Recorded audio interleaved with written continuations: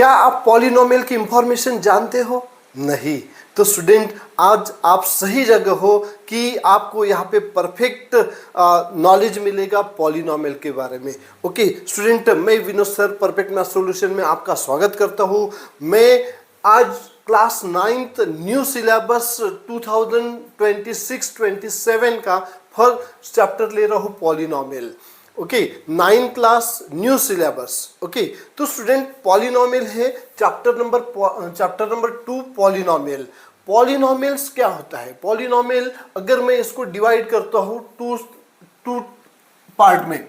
Okay अगर मैं इसको डिवाइड करता हूँ 2 पार्ट में, this poly means many and nomial means term. Nominal means term. Means what, student? A expression has contained many term. Expression has contained many term is called polynomial. किसको बोला जाता है स्टूडेंट पॉलिनोमियल? जिस expression में बहुत सारे 2 या more than 2 terms होते हैं उसको पॉलिनोमियल बोला जाता है। तो what is the general form of the polynomial? Okay general form क्या होगा स्टूडेंट? Form of polynomial. ठीक है स्टूडेंट, अब देखो ध्यान देना स्टूडेंट, जनरल फॉर्म क्या है? P of polynomial variable x। P means polynomial, x means variable. ये पॉलिनोमियल कौन से वेरिएबल में है? Okay a to the power a n x to the power n plus a n minus 1 x to the power n minus 1 plus dash dash plus a 2x square plus a 1x plus a 0। Okay तो student यहाँ पे a n minus 1 dash dash a 2 dash a 1 a 0 is the real number. ये क्या है? Real number से। Okay ये real number से। इसी का दूसरा फॉर्म आप कैसे बना सकते हो स्टूडेंट? ध्यान देना स्टेप पे बिल्कुल ध्यान देना है। देन a0 ना polynomial is equal to a0 plus a1x plus a2x square plus dash dash dash an minus 1 x to the power n minus 1 plus an x to the power n। ये general form हो गया student.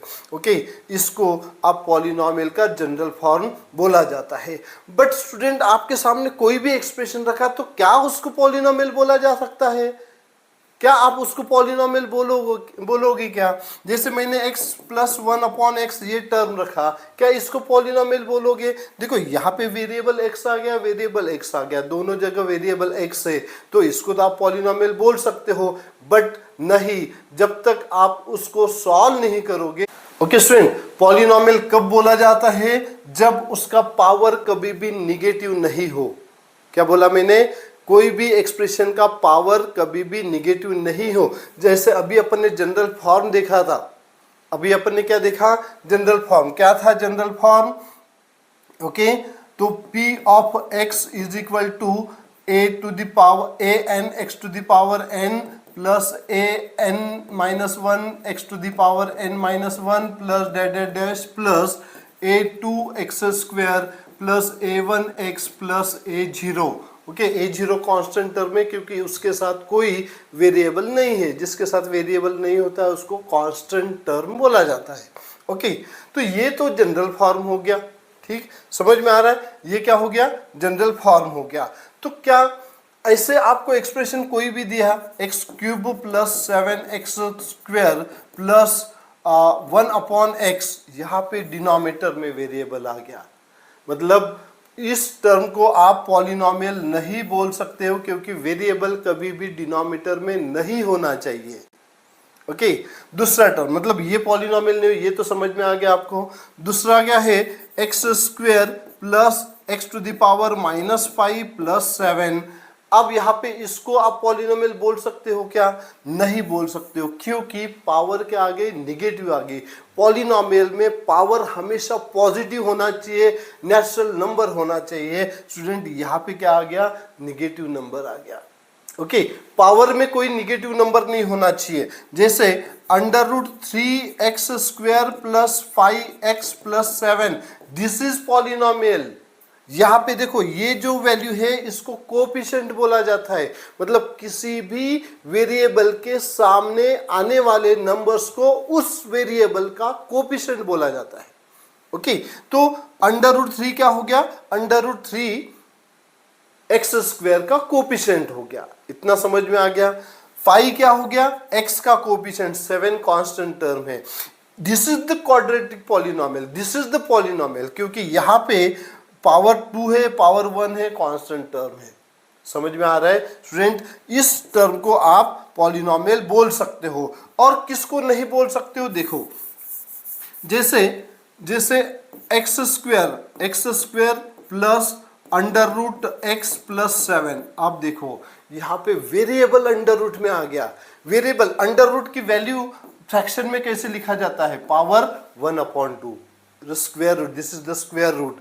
Okay, square root को power 1/2 के form में लिखा जा सकता है। मतलब इसको आप लिखोगे x² plus x to the power 1/2 plus 7, power fraction में आ गया, पावर फ्रैक्शन में आ गया। मैंने क्या बोला था, पावर कैसे होना चाहिए, नेचुरल नंबर होना चाहिए। स्टूडेंट हमेशा पावर कैसे रहना चाहिए, नेचुरल नंबर रहना चाहिए, मतलब सिर्फ पॉजिटिव होना चाहिए। ये फ्रैक्शन है, ये रैशनल नंबर है, पावर रैशनल नंबर नहीं होना चाहिए। तो इसको भी आप रैशनल पॉलिनोमियल नहीं बोल सकते हो। इतना समझ में आ गया स्टूडेंट, पॉलिनोमियल का डिफरेंस समझ में आ गया आपको। पॉलिनोमियल किसको बोलोगे, कब कब बोला जा सकता है पॉलिनोमियल, जब कोई भी वेरिएबल का पावर हमेशा नेचुरल नंबर हो तो। ओके, कब नहीं बोला जा सकता है, पावर कभी निगेटिव नहीं होना चाहिए, वेरिएबल कभी फ्रैक्शन में नहीं होना चाहिए, वेरिएबल कभी डिनोमिनेटर में नहीं होना चाहिए, वेरिएबल कभी अंडर रूट या स्क्वायर रूट या क्यूब रूट में नहीं होना चाहिए। अगर इस टाइप में आते हैं तो उसको पॉलिनोमियल नहीं बोला जा सकता है। Student, types of polynomial,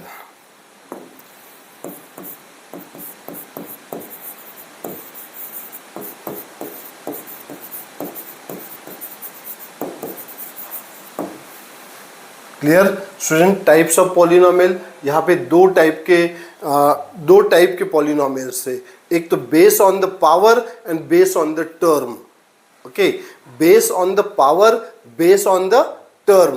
okay, first part ले रहे हैं अपन स्टूडेंट, फर्स्ट पार्ट कौन सा लेंगे, base on term. Okay, base on terms, ठीक है स्टूडेंट। अब बराबर देखना, फर्स्ट पार्ट है मोनोमियल।